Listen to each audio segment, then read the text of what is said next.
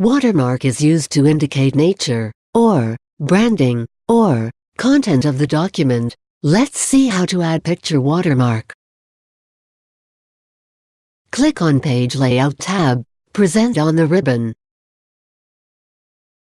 Select Watermark option. Click on Custom Watermark. Click on the radio button present before Picture Watermark. Click on Select Picture.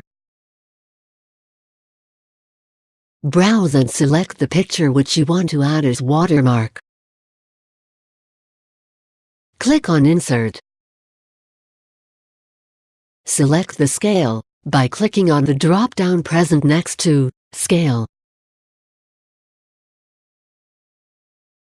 Click on the checkbox present before Washout to apply washout effect for watermark. Click on Apply. Click on Close. Now, picture watermark is added to document. To check out more tech videos, click here.